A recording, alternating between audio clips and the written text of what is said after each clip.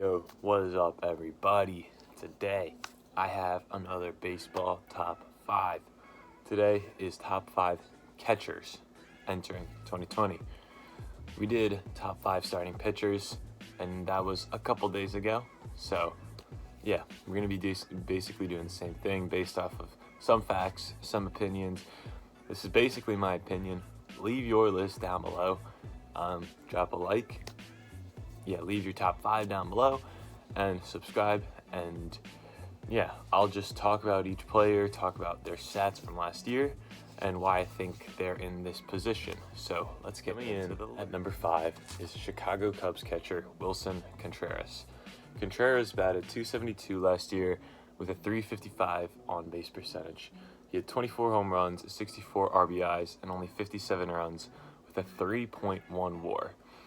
Basically, the way I tried putting defense in, but it's hard to find truly good defensive statistics without digging super deep.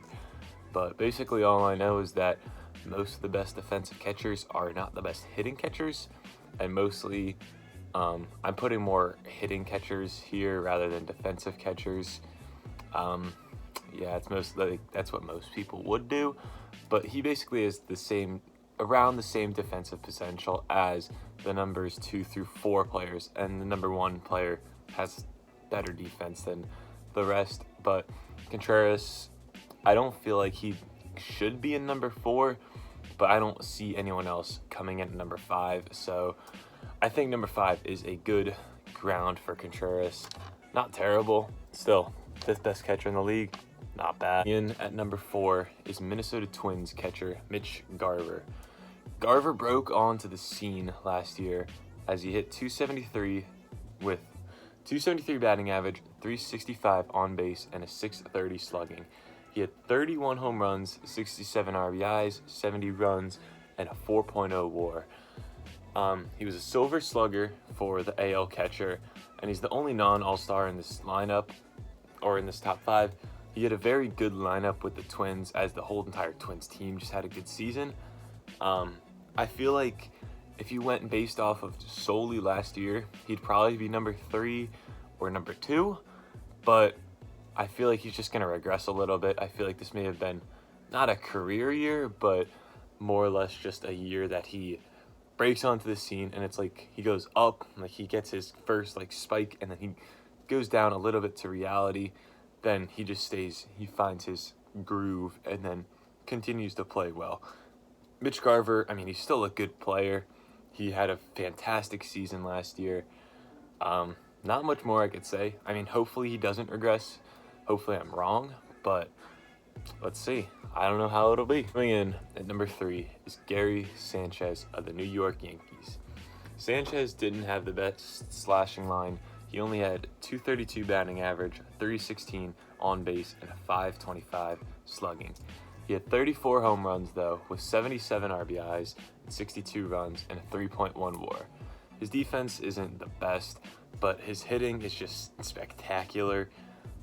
Probably the best hitting catcher in baseball, but his lineup is probably one of the top 3 in baseball with the Yankees. I don't know, that's just off the top of my head, but he had a pretty down year overall.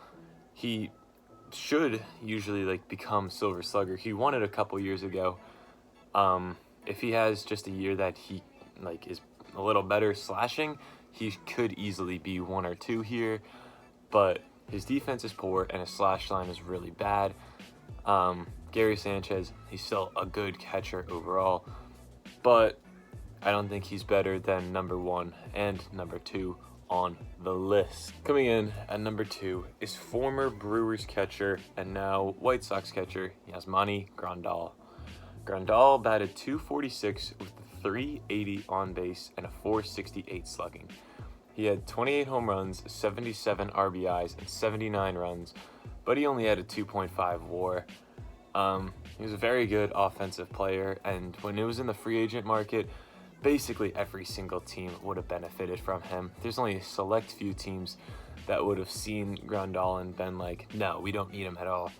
And that's pretty much the team who has the number 1 catcher, and someone like the Dodgers possibly, because they have Will Smith, very young, good catcher. But Chicago White Sox got him, and this lineup looks like it could be very good for Grandal. He's in a new atmosphere. He has the DH in this league. I don't know how much that's going to impact it, but who knows? Grandal, good catcher overall. I feel like there's a good argument you can make for putting him at number 1, but I'm not certain. I mean, it's possible, but the number 1 player also, like, I feel like he just is better. He's won more awards, and he played in the same league at least, National League, but that's it. Yasmani Grandal, number 2. Coming in at number 1, you probably guessed it by now, Philadelphia Phillies catcher JT Realmuto. Realmuto batted .275 with a .328 on base and a .493 slugging last year. He had 25 home runs, 83 RBIs, and 92 runs with a 4.4 WAR. As a catcher, very, very impressive stats, like just offensively. He won the Gold Glove and Silver Slugger last year, which is very impressive because, like I said earlier, most of the best defensive catchers aren't the best hitters, and vice versa. Most of the best hitting catchers aren't the best defensive catchers. So Realmuto brings both to the table. Good defense, good offense. Pretty much what you need in a catcher.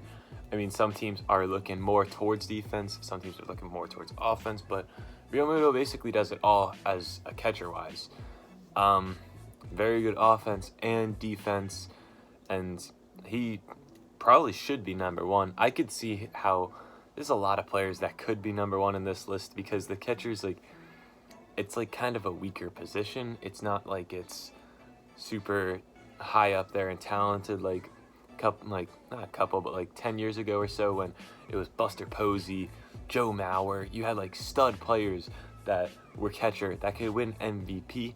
I don't think we're going to see a catcher winning MVP for years to come unless someone breaks onto the scene very, very nicely.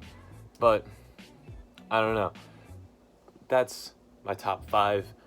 I guess if I could see one player breaking onto this top 5, I feel like it'll be Christian Vasquez. He's a good defensive catcher, and he broke onto the scene last year, kinda. And I feel like he could just if he gets his offense a little better, he could probably become a very good catcher. I feel like Vasquez, he has the potential to have good offense more than some other defensive catchers, but I don't know. Comment your list down below. That is all for me. Next episode of this top 5 series will be first baseman. But like I said, that's all for me. I'm out, everybody. Peace.